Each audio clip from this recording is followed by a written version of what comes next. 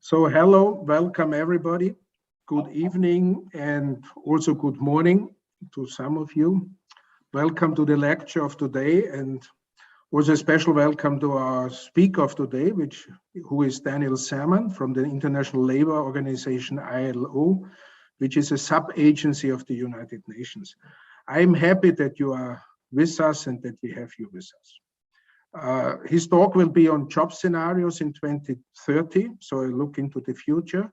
And this talk fits very well with our last lecture, which was given by Anthony Casilli from France, who spoke about the global division of labor and also, as he mentioned, nearly post-colonial dependencies in the field of IE. So it fits very well in this framework. It will be moderated by George Metakidis, who will then also introduce Daniel in more detail. Also a special welcome to L3S Research Center from Hanover. I did this already once, but I really like to repeat it.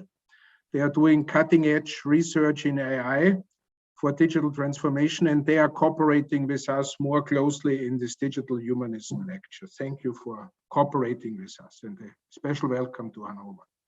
To remember, the talk will be for 30 minutes. And then we have 30 minutes Q&A. And after that, as always, we have a piece of music, a short one, which is selected by Peter Knees. And I thank Peter for this work. He already does now for over 1 year, and he has already a rich set of music pieces we have connected with our lectures.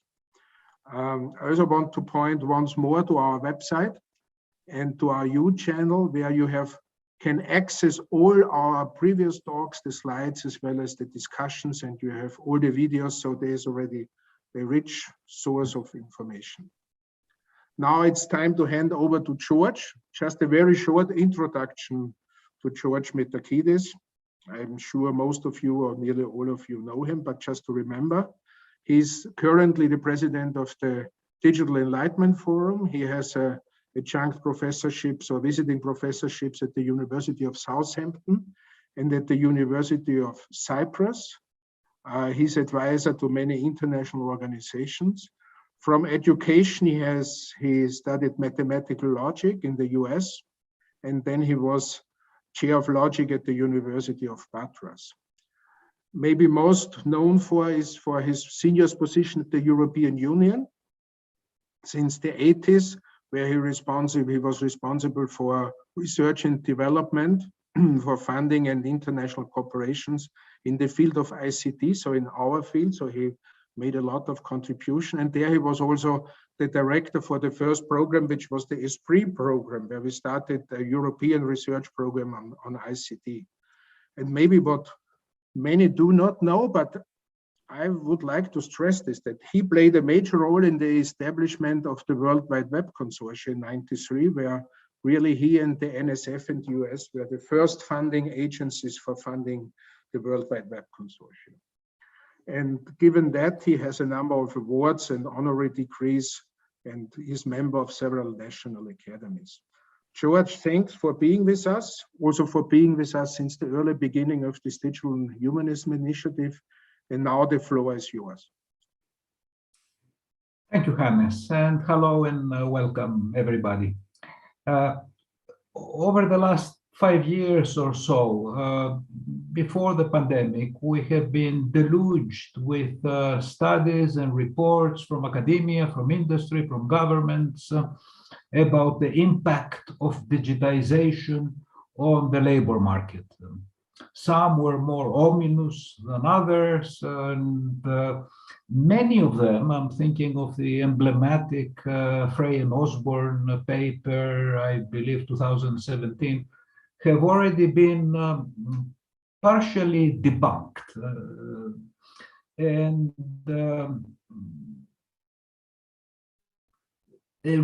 One reason behind this is, at least I learned from reading one of today's speakers' papers, and it is because they looked at the impact of digitization in isolation, not factoring in other current megatrends. And the very presence of these other megatrends is what makes the current landscape so fluid. And that's why also we're very fortunate to have with us today Daniel Samaan, who has looked, the focus of his latest research is precisely the analysis of global market trends, but together with the links to digitization, of course, but not only. He also looks at globalization, climate change, and other megatrends towards what he calls a new work culture. Daniel is an economist by training. He got his PhD from the New School for Social Research in New York, and a senior researcher at the International Labour Organization based in Geneva.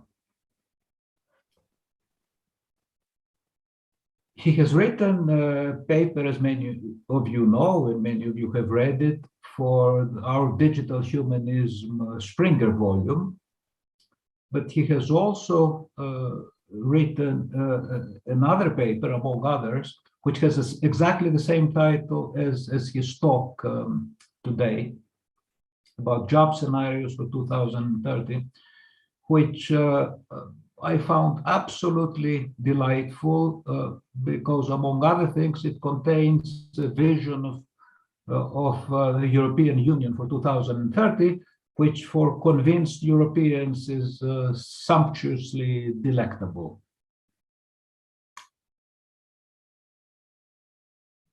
I want to add just one more thing in his own words. When he talks about a new work culture, he says that, in his words now, this could open the way to more humanistic, more democratic, and more sustainable societies. And I couldn't think of any other way of pointing out how close to the ideals of digital humanism this position, this starting point is.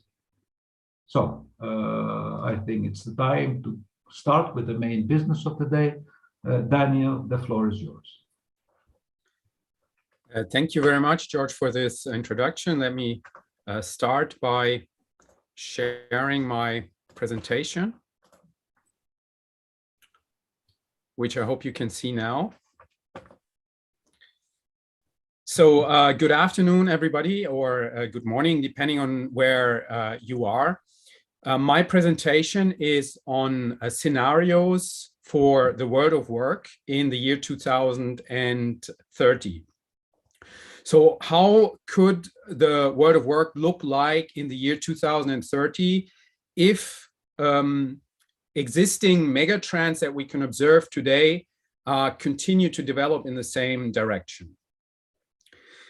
So I want to present to you these possible futures, and I also would like to raise at the end some policy questions about what kind of future could we have, or what could be a desired future for us. So my presentation has a second title: Do we still need jobs in 2030? So that's something that I would like to discuss with you at the end.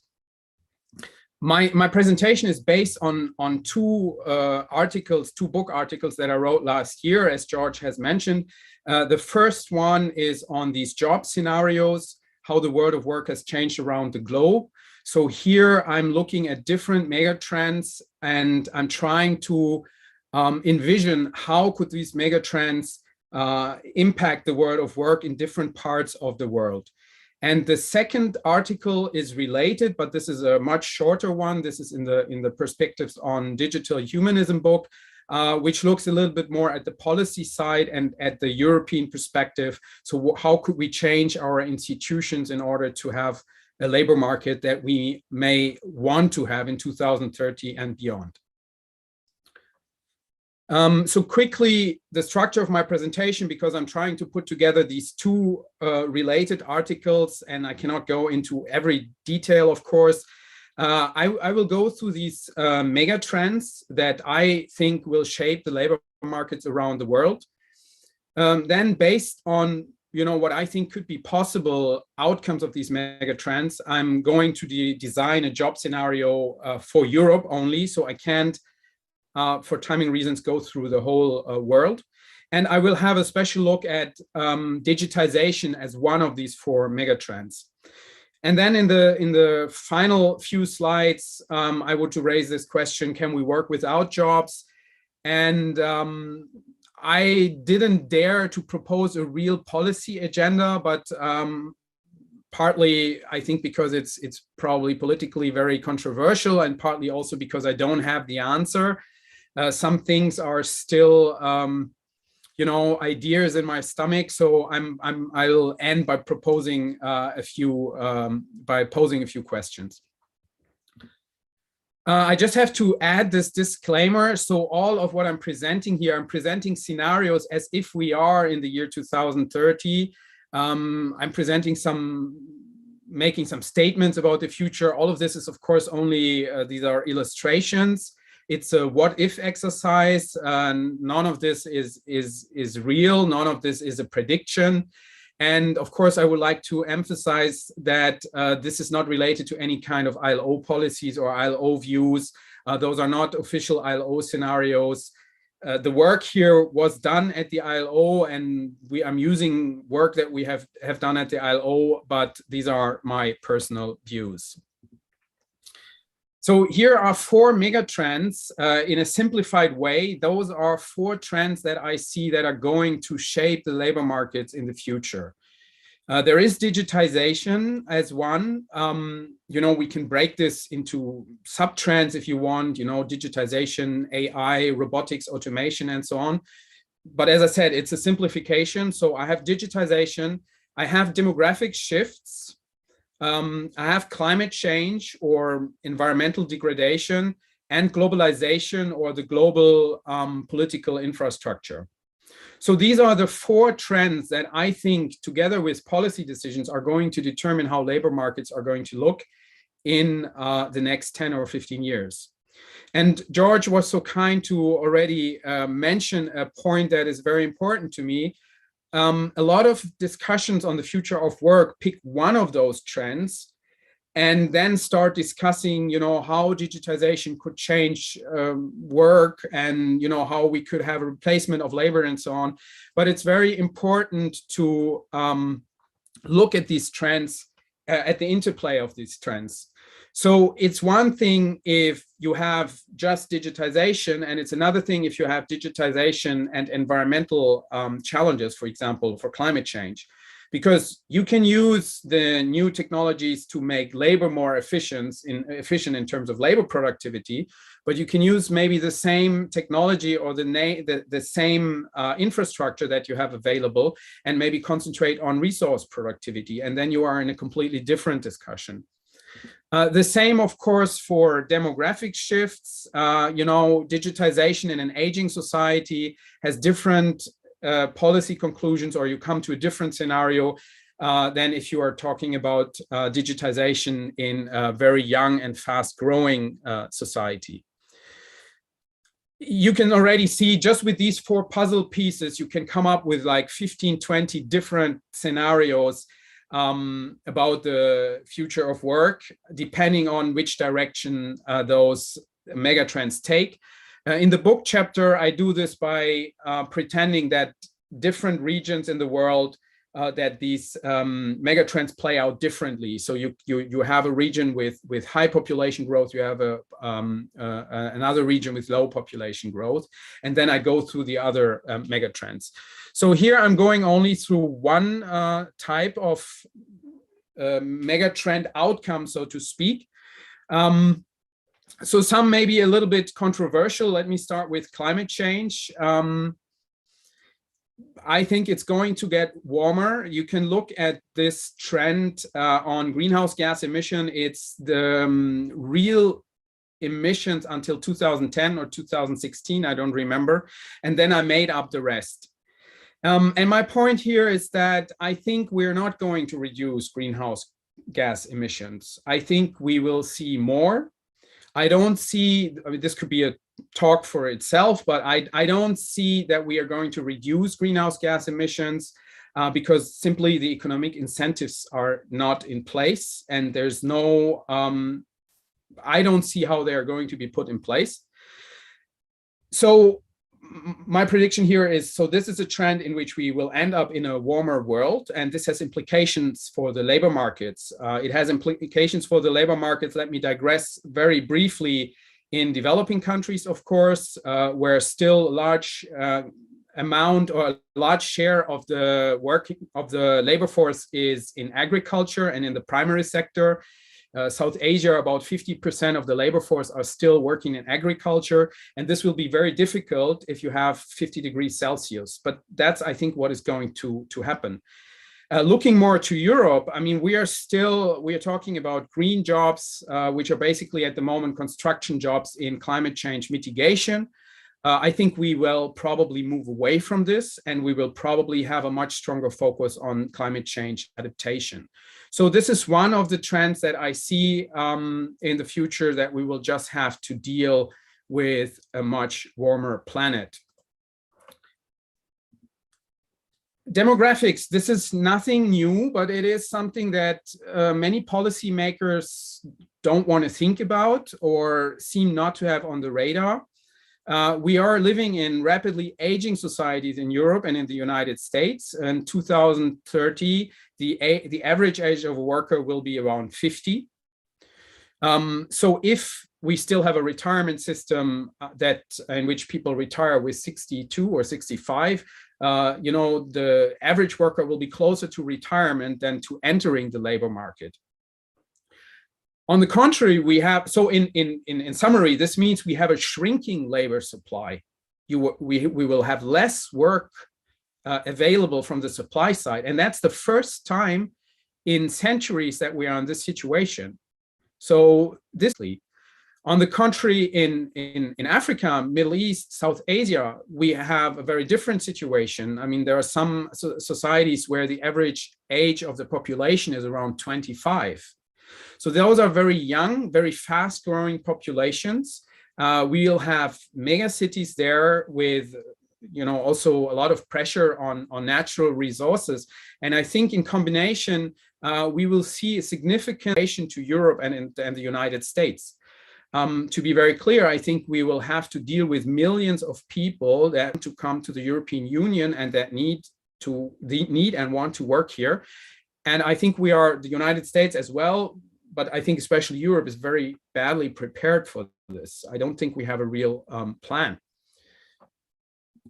Globalization, so I'm not a political scientist, so I keep that rather short, but I think we are moving, we will not go back into the globalized or in the phase of globalization that we saw at the beginning of the century, where we were opening up more and we got more and more integrated on a global level. I think we will move more back to a bipolar world, similar to what we've seen during the Cold War, but I don't see the segregation being, you know, that strict with a wall and an iron curtain. But for the economies, this has implication that I think we will see different technological and this should be environmental and social standards. You know, we may have two internets. I think we have, you know, we will have Amazon, we will have Alibaba, we will have WeChat and WhatsApp, and we have different social standards and different trade standards in those parts of the world. And that means that we will probably have more local, a good or a bad thing, but I think this is the trend that we see on globalization. And I see also a declining influence of the multilateral institutions, the UN and WTO and so on. I think this will be more around these two poles. On digitization, and this is also something that we can already see, we will have a trend, or we have already a trend to more small individualized manufacturing, away from big factories, away from towards small shops, low fixed cost, the possibility to switch the production quickly to specific customers. I think another thing that we can see already through the platform economy, we will have more or many more direct connections and interactions between producers, suppliers, and consumers. Jobs, we will have a dissolution of intermediaries. And I think this is in consequence for organizations, that means we will have flatter hierarchies, because hierarchies in my view, so a way of processing information from top down at the blockchain, at the Bitcoin and so on, where there's not necessarily a top-down approach, and we will see that in the labor market and in the economy throughout. We will have most of the working process will be somehow data-driven about who wants what and who can produce what, and we will use machines to do that. So there will be a new interaction, or a renewed interaction between humans and machines. And another important point is, and this is a big difference to what we have seen in the during the industrial revolution until the recent past, there will be no clear default place of work. So if you think about if you think about the industrial revolution, there was a tendency to amass people at one place in a factory, or to bring all to an office. And during the pandemic, we have seen that this is by and large not needed anymore. I think, of course, we will still need to get together, but not to the extent that was the case in the past. It's not necessary. We can work decentralized, and this fits with this idea of these small shops and small individualized manufacturing. So these are the mega trends and that I see. And now, how can we put this together for job scenario for Europe in particular, Europe or North America? That's to say, a very developed economy with existing social security systems and very well developed labor market institutions. So George mentioned the Frey and Osborne study, and I cannot, agree more with what you said, that we are already moving away from this idea of replacement of jobs, but we will see more of a transformation of work than a replacement of jobs. This is a very also simplified way to look at that. The idea of destructive effects. If you, let me make a step back. If you still accept the idea of an occupation or a given job as we know them today, as Frey and Osborne did, then you can look at the content of each of those jobs, and the destructive effects are the routine activities in that job. So if they are very high, the machines will take over more and more of those activities. And the transformative effects in this chart is the idea that there are still activities, there will be new activities that only humans can do. And there will be like unstructured activities that the machines in the near future, at least, will not be able to take over. And then you can categorize the existing occupations according to these dimensions. And Voss and Sorgner have done this actually empirically for the US. I don't want to go into this chart in detail, but just to show you, this is not only a concept, but you can also look at this empirically. And you do find that, there is a certain amount of occupations that are probably collapsing, but we are far away from this idea that about 50% of the jobs are going to disappear. So more transformation than replacement. And along the lines that we kind of know, right? So there will be a reshuffling of activities between humans and machines. And I don't think I'll say something very new to the audience here. We know what machines can do better than humans, right? They're better in computing, they're better in handling large amounts of data, same context problems, non-personal communication. I was recently in a seminar where somebody reminded me that in the 60s, there was actually a human occupation called computer, people computing. So this doesn't exist anymore because the machines have a comparative advantage. And on the other hand, humans are better in personal communication, changing context, causality. There are many problems where we have no data or small data sets, and that's still where the human brain has a comparative advantage. No clear default place of work. I also don't want to I could spend 10 minutes on this one chart, but you get the idea. There's telework, there's telework from home, there's working at home. You can be a home-based teleworker, home-based remote work, work within the default place of work. So there are different dimensions. We are away from, or we're getting away from this idea of there's a specific office place or there's a specific factory where you have to be in order to perform your work. And this, of course, has also implications for control and organization. I mean, this is going into this direction of decentralized communication across people. And then we have a very diverse workforce in Europe in terms of age. We will have young people, we will have old people. I don't think we will be able to retire people with 65 that are still capable of doing a lot of things.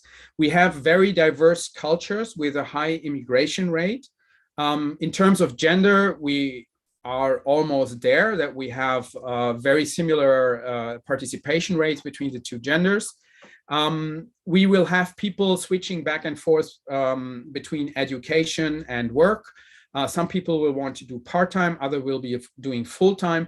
So the workforce will be incredibly diverse. It's also very different from what we have seen in the Industrial Revolution, where the workforce was very homogeneous. And we will have this focus on resource productivity.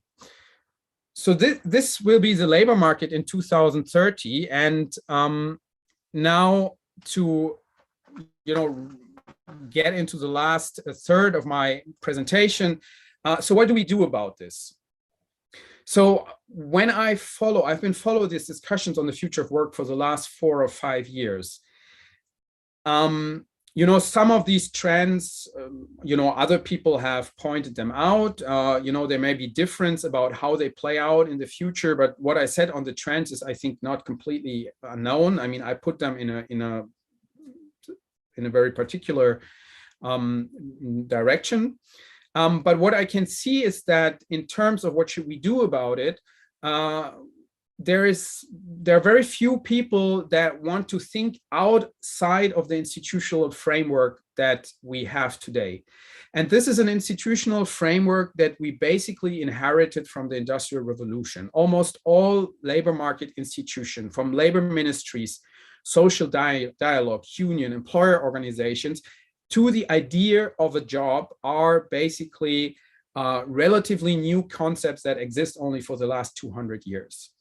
So we are focused on this idea that there are jobs, which are prepared bundles of activities, and they are being created by companies.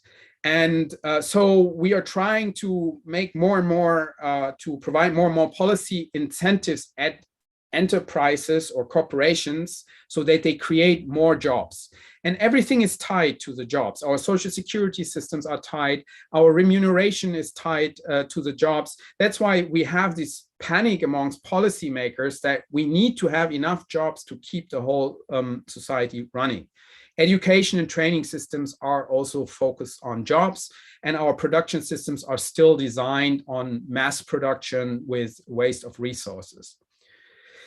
And now if you look at digitization and the way how machines are able to do more and more things, I mean, the latest wave of AI has shown us a lot of new possibilities, but also looking maybe a little bit more in the recent past, what we can see in factories, how mechanization has taken over.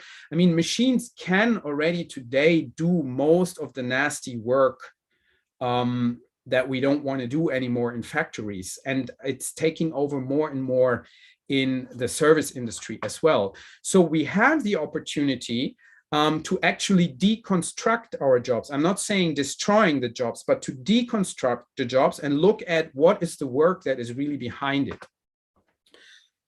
And so this is the question that I'm posing. Do we still want to continue in the policy framework of the industrial society, or do we actually need something new?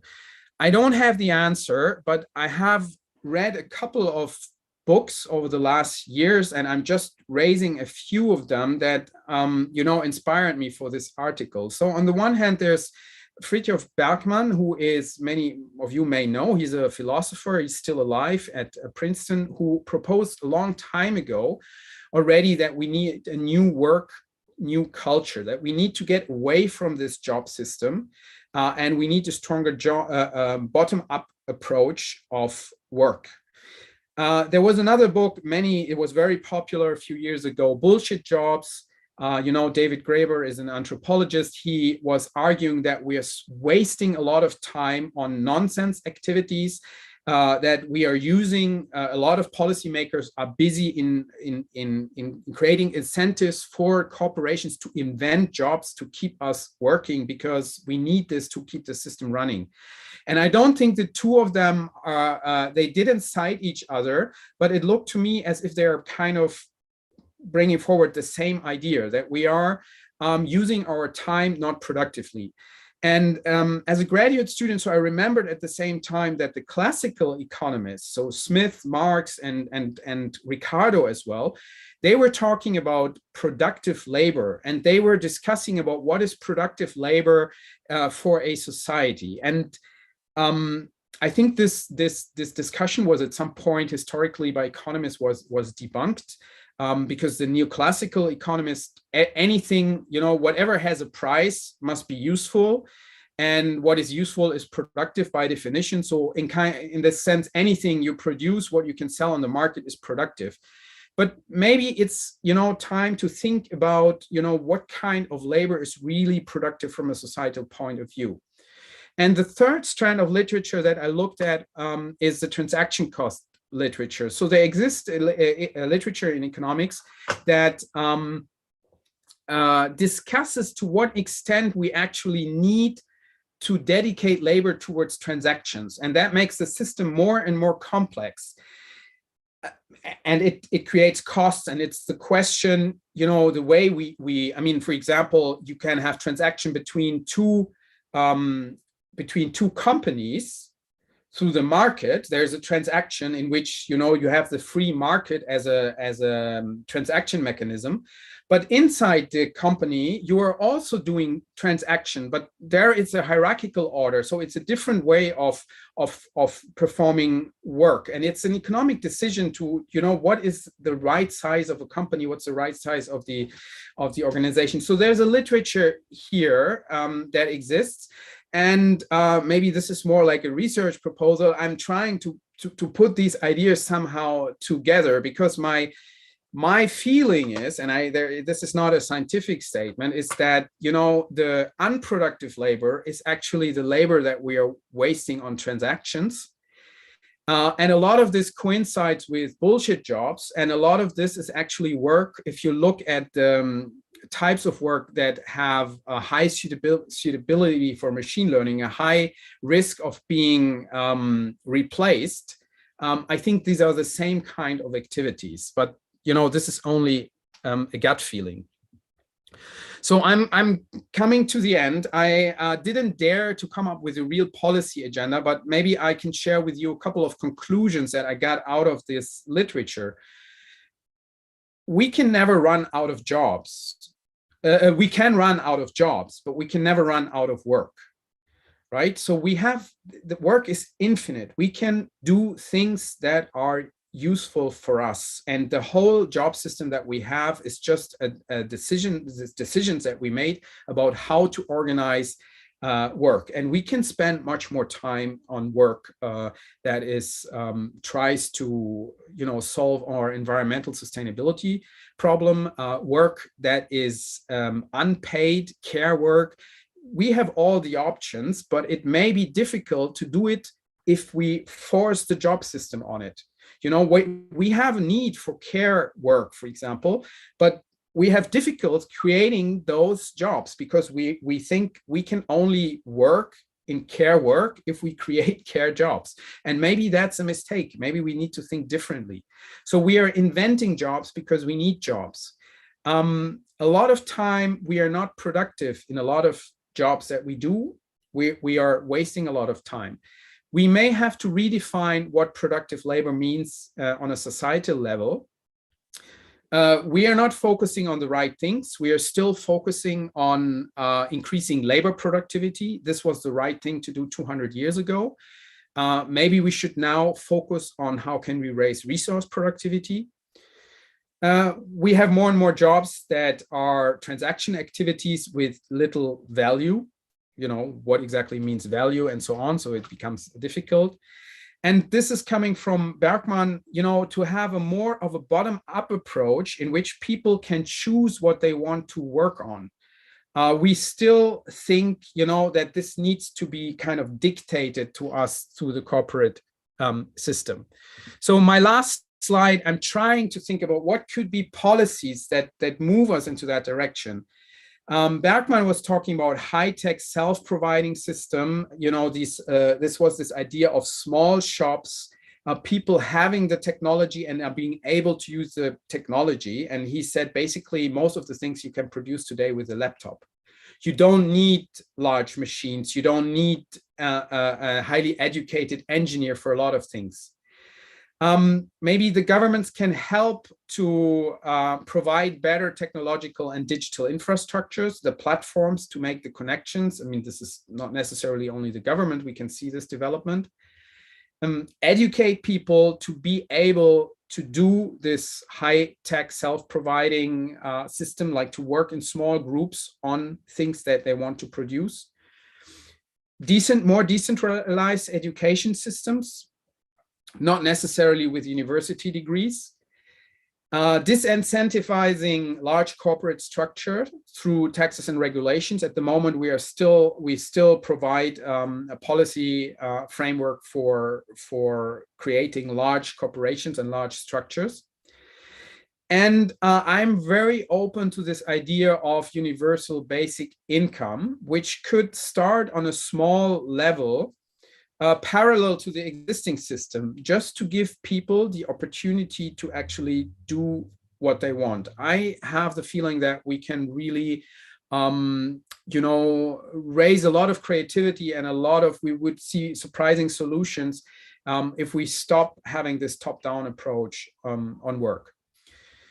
This is my last slide. So I hope I could give you some ideas about how the world of work could look like, and, to give you some ideas about how we could change it in the future. And I'm looking forward to the discussion with you. Thank you very much for your attention.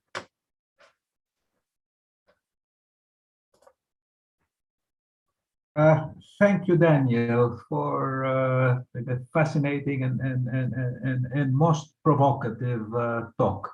It's time to start with the questions and the discussion. Please, if you want to ask a question, I already see Moshe raising his hand.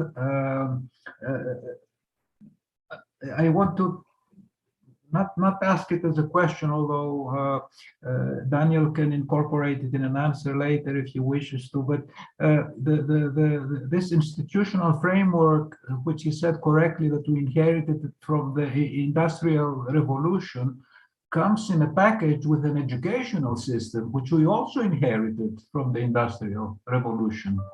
So if there's this concept of grabber of bullshit jobs, I imagine there must be a corresponding concept of bullshit skills provided by our educational system. So somehow I hope that this also comes up in the questions and answers. Moshe. this doesn't look good for us. I'm afraid we have a whole departments of the university that teach this bullshit stuff. But my question to Daniel, thank you for this enlightening talk. One word that I did not hear you mention is labor polarization.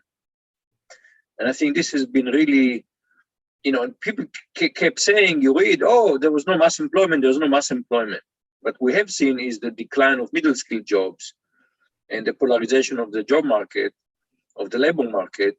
And this is, I think, profound political consequences. I mean, I think you cannot understand what's happening in the United States if you don't look at this polarization.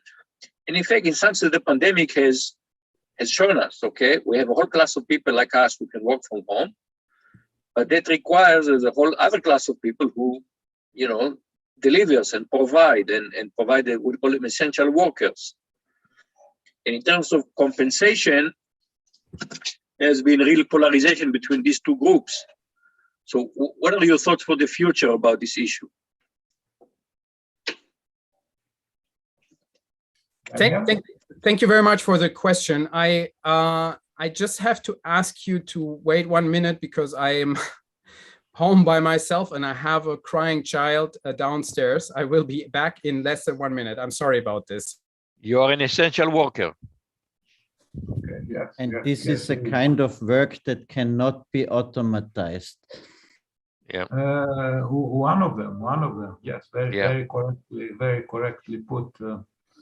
While we wait for Daniel, there was this morning, at least I saw it this morning, a report released by the IMF research team on a lot of what he called old workers quitting during the pandemic. That was in the United States, the data, and they're not coming back.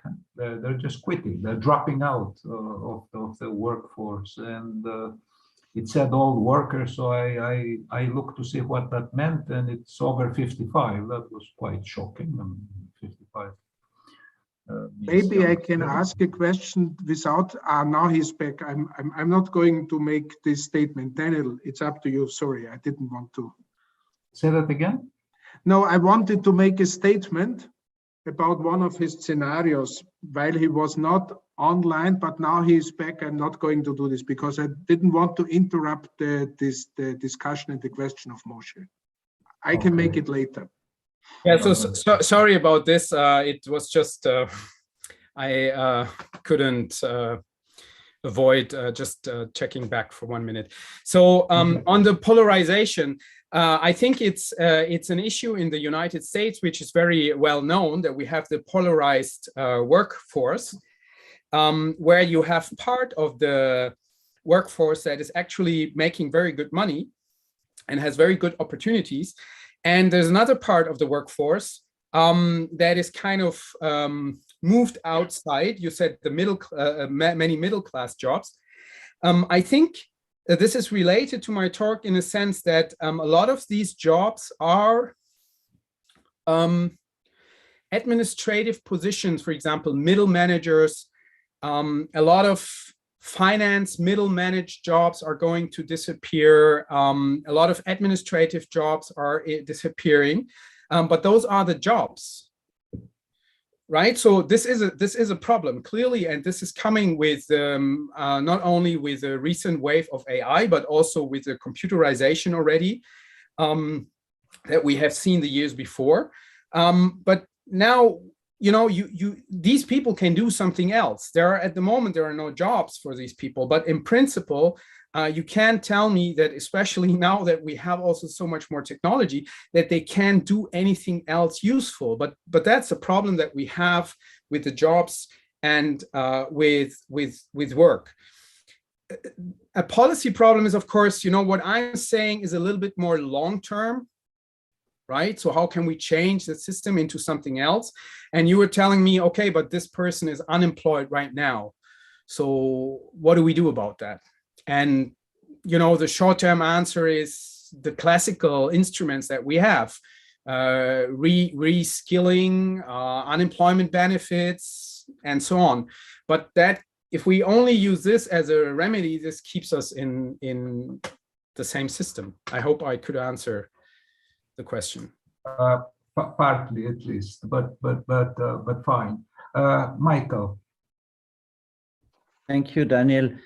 At least for the US economic system, there are also voices like Daron Acemoglu who say that the system is exactly not favoring traditional jobs, but with taxes and other instruments favoring automatization and digitization, even where it would be good to keep up labor vis-a-vis some incremental automatization. So was your statement based on Europe, or do you have another opinion on that? That's my first question.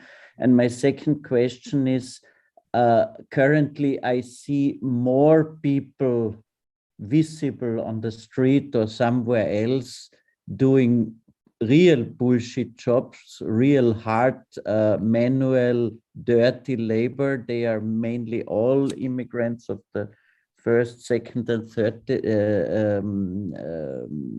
generation. What makes you optimistic that these jobs will disappear? Okay, so difficult questions. No, I think there's no difference in Europe and in the US. I think there is, I mean, now it goes beyond the labor market. I mean, if we look at the whole economic system, which, as I said, we're still living in this idea that we need to rationalize labor. We need to increase labor productivity. And this means save labor wherever you can.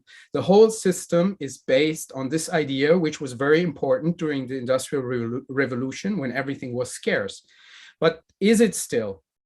But this is also, you know, I'm saying it's not only the labor market, this is the corporate structure. I mean, labor is a cost. You know, there are quarterly financials that you have to every 3 months you have to present something to the shareholders. So, you know, there is a constant pressure to rationalize labor.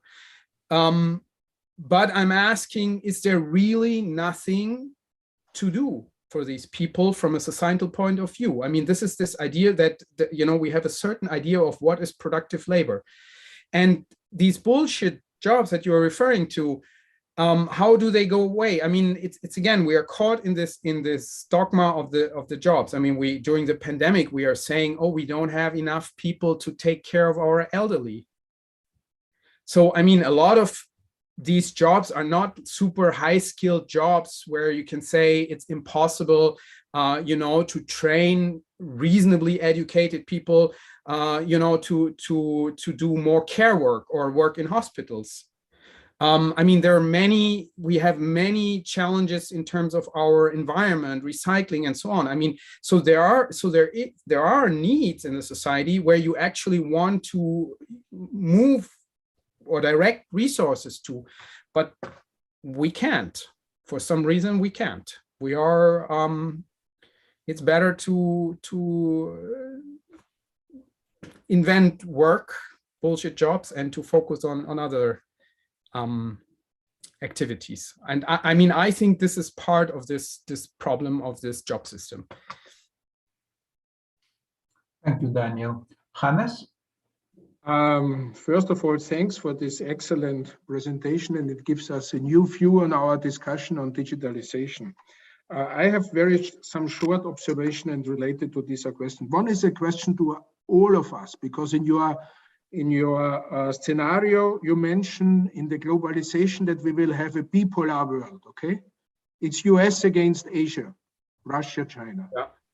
This is a question to us all, no? Is this true? Do we want Europe out of the play, or where is out of the game? Where is Europe in this game, okay? This is a remark. It's a question to everybody of us, and I think it's a very profound observation you are doing. One is a question, do you have any, because I somehow assume that this notion of bullshit jobs might be related to the observation that productivity does not increase currently, or did not increase in the last maybe 10 years or something. also we had all these digitization issues. So do you think there is a relationship between these bullshit issues in the area of digitization and this not increasing productivity? And a last one is a basic dimension of the scenarios which I observe, and this is related to this book of Piketty, which is increasing inequality, which is a basic issue where you see also, so we are not doing jobs for jobs, we are doing jobs to make money. Okay, so this is a related economic observation, and it's related to this inequality observation we have since 30 years. So these are some observations and some remarks and questions. Very, very, very good. Before giving the floor to Daniel to respond, I would like to point out that in the paper that has the same title as his talk today, he introduces the concept that I found very interesting of bipolar multilateralism. Bipolar multilateralism, where you have effectively, US and China as the new poles, and then other smaller entities underneath. And unless Europe does something like well, we're not going to get into that, that's where it is heading at the moment. Daniel. Yes, so there were excellent questions, and you already gave the answer to the first question. I mean, so I'm not a political scientist. I was asking myself, how could you imagine globalization? And I thought, there's this new or renewed competition between China and the US. And I didn't go into detail during the presentation, but now that you ask, I think that you have now many more, several medium powers. You have the EU, you have India, you have Saudi Arabia. Different countries have certain economic and political power, Saudi Arabia because of resources, India because of a lot of people. And, I was thinking that we will not have like in the Cold War, that it was very static. I think you will have these medium powers doing alliances with one of those poles depending on political and economic preferences. So Saudi Arabia may work together with maybe Russia on oil production and with OPEC, and politically with the US, and similar for India. So it will be a little bit more fluid, I think.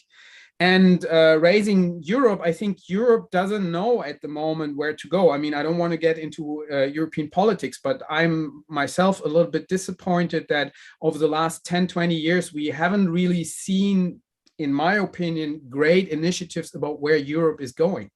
The big ideas that we see in Europe were done by my parents and grandparents. So I think, we need to do something. On productivity, I think it has something to do, the productivity decline has something to do with the bullshit jobs. I absolutely think that this is the case.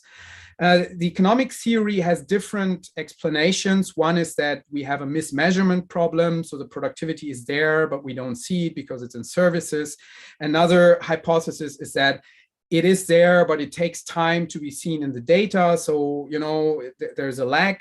But I am very much favorable in your explanation. I think we don't have the productivity because we are wasting a lot of efforts on things that don't really get us anywhere. And Piketty, and jobs for money. I agree.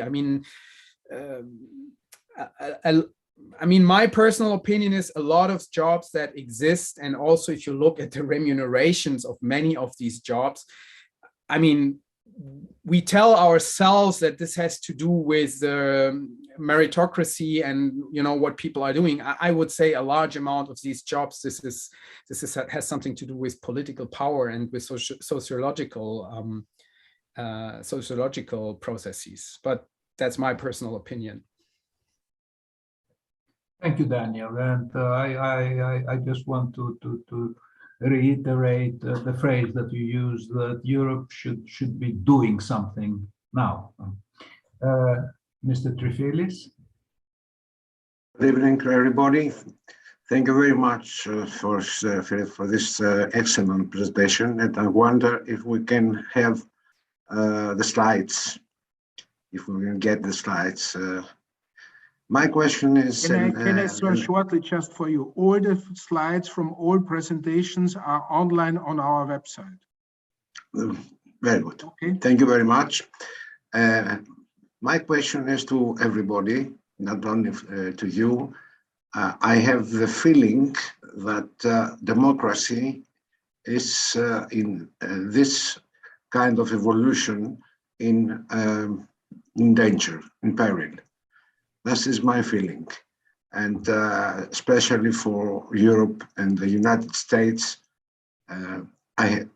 we get the first signals of polarization, not only in the workplace forces, but also between in this society. Thank you.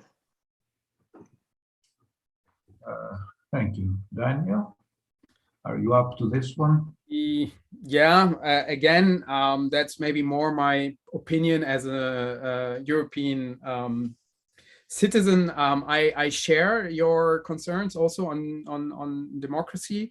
I have in the book chapter, I have some ideas. I think it's also I think we need some kind of a reform of the European institutions, which is, which represent a more direct democracy. I think we haven't seen very big developments over the last decades in that direction.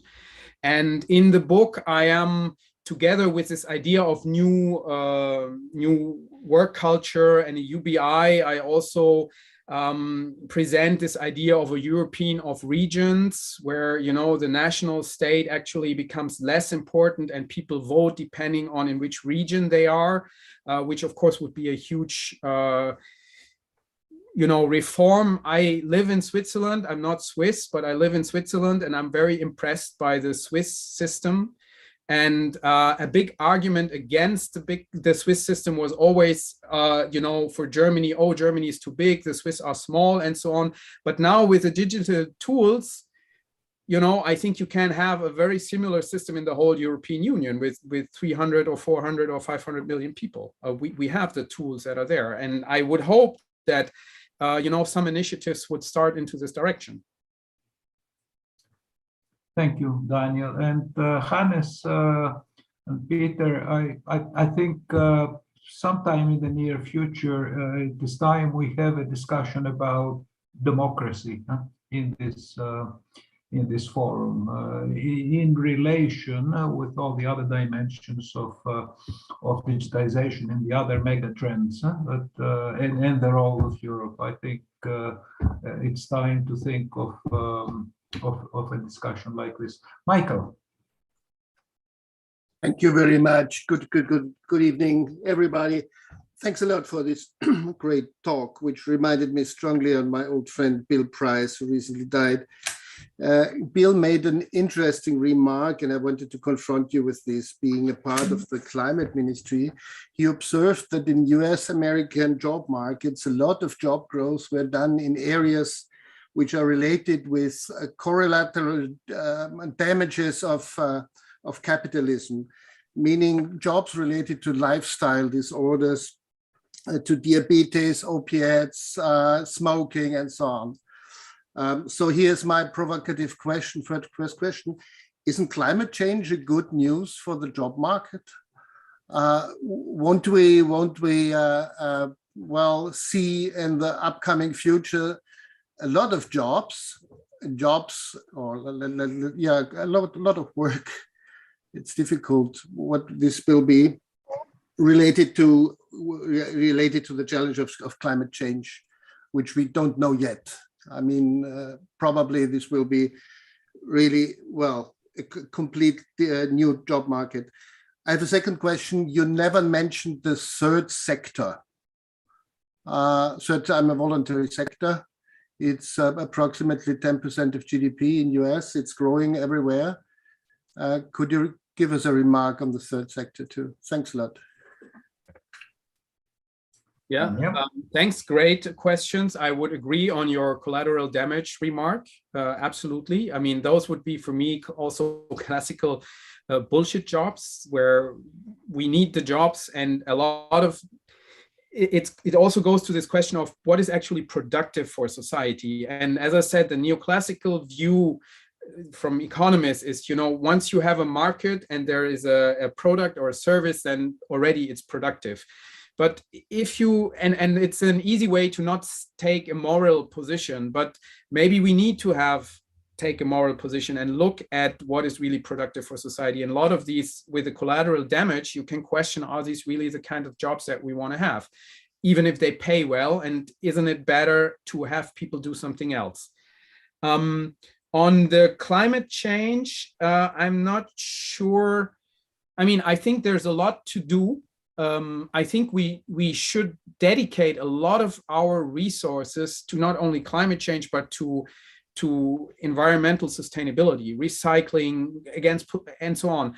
But I'm not sure we are on the way to do that. I mean, a lot of these jobs that we see at the moment, these green jobs and so on, I think a lot of this is really artificially created by governments and by government policies. And I'm really worried how much of this is sustainable in the long run.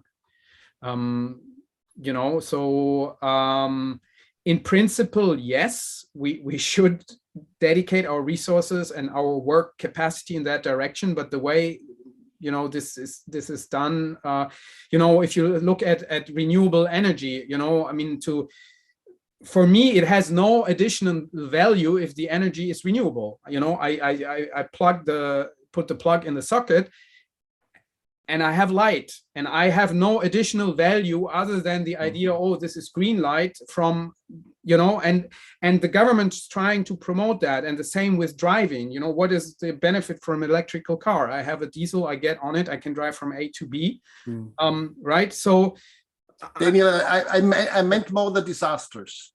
I meant more the disasters. This is what I meant. So yeah, that it's a bit, yes, but that's a bit, of course, it's a bit cynical. I agree with you. I mean, that's a little bit what we do, right? You have a disaster and you clean it up. And yeah, I think there we will have work. I think for sure. I think in terms of adaptation, let's maybe not only the disaster, but also like adapting towards climate change. I think there will be work for sure. But then it's a question again, who pays for it? Is there a market for it? Can we have a corporation that has it, you know, a job, and so on?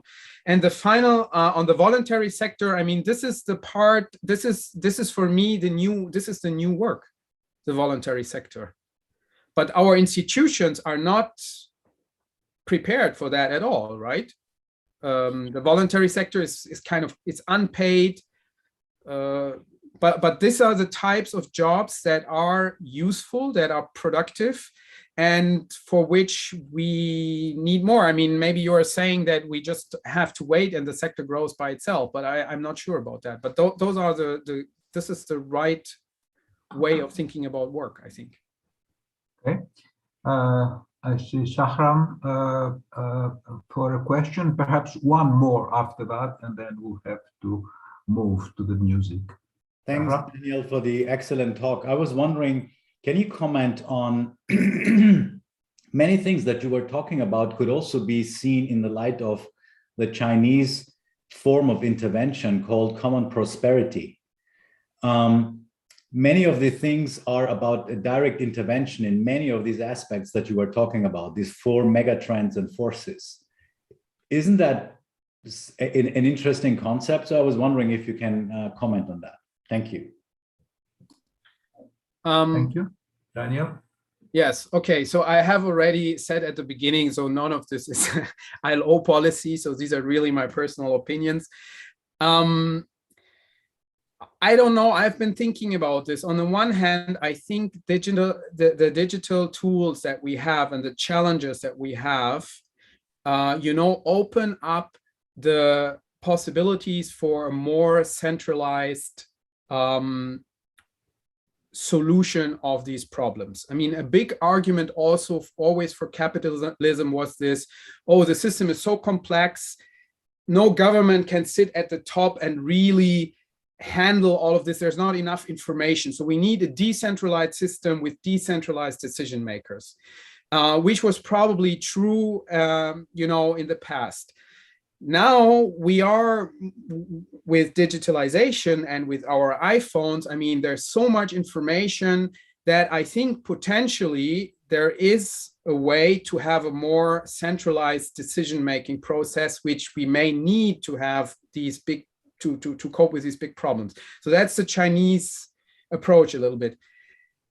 So I'm open to this, but I have to say I'm probably too much of an anarchist when I hear this big government, you know, that is trying to solve the problem. I mean, I really get a stomach ache, I have to say. So I think more, I mean, and I wouldn't go that way. I would be more, I'm more thinking about, you know, self-organizing citizens, making different alliances as we go, rather than having this idea, because this is always, in history, this has always been abused. We have a little bit of this discussion in the COVID pandemic. You know, on the one hand, I was very happy to see that for once it's possible to stop everything. You know, we have a health issue and suddenly everything is possible. We can work together.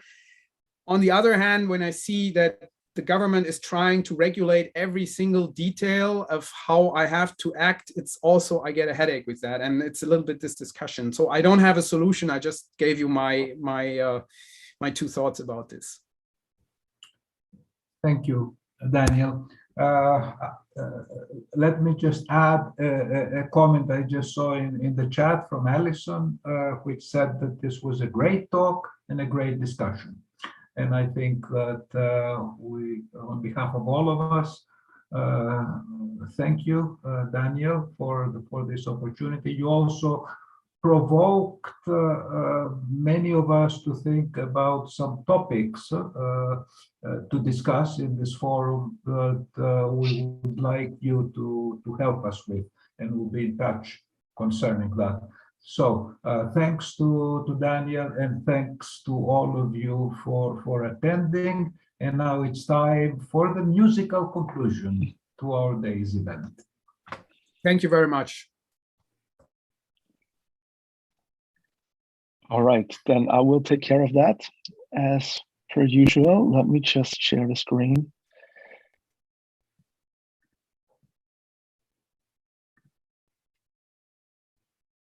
So the final notes for today further elaborate on the topic of working conditions. 9 to 5 by Dolly Parton.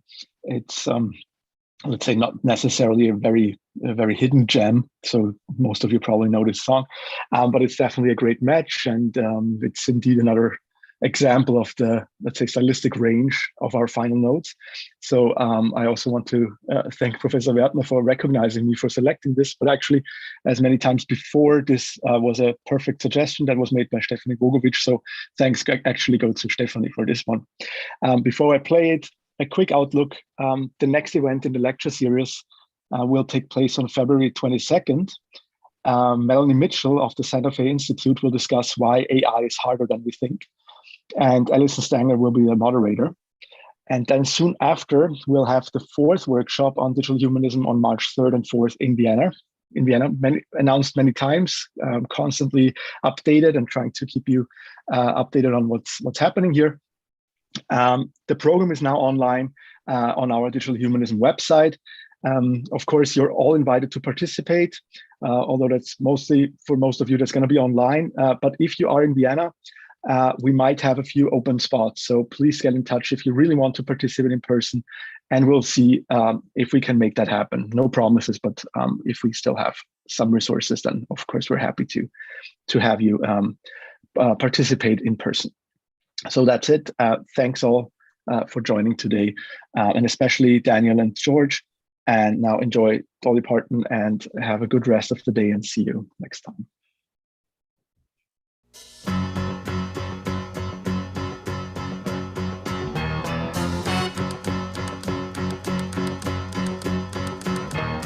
Tumble out of bed. get in a stumble to the kitchen, pour myself a cup of ambition and yawn and stretch and try to come to life. Jump in the shower and the blood starts pumping. Out on the streets, the traffic starts jumping with folks like me on the job from 9 to 5.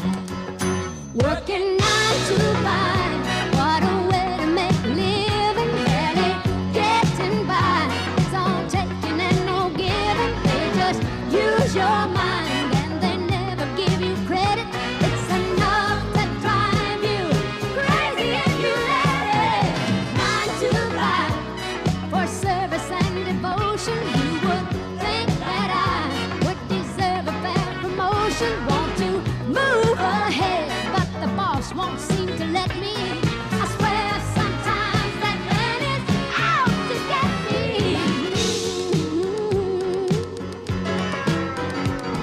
They let you dream just to watch him shatter. You're just a step on the boss man's ladder, but you got dreams he'll never take away. On the same boat with a lot of your friends, waiting for the day your ship will come in and the tide's gonna turn and it's all gonna roll your way. Working 9 to 5, what a way to make a living. Barely getting by, it's all taking and no giving. They just use your mind and you never get the credit. It's enough to drive you crazy if you let it. 9 to 5, yeah, they got you where they want you. There's a better life, and you think about it, don't you? It's a rich man's game, no matter what they call it, and you spend your life putting money in his wallet. 9 to 5, oh, what a way to make a living. Barely getting by, it's all taking and no giving. They just use your mind and they never give you credit. It's enough to drive you crazy if you let it. 9 to 5, yeah, they got you where they want you. There's a better life, and you dream about it, don't you?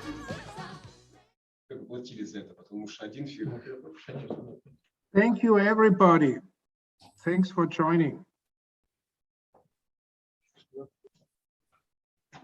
Edward, can you still stay a minute?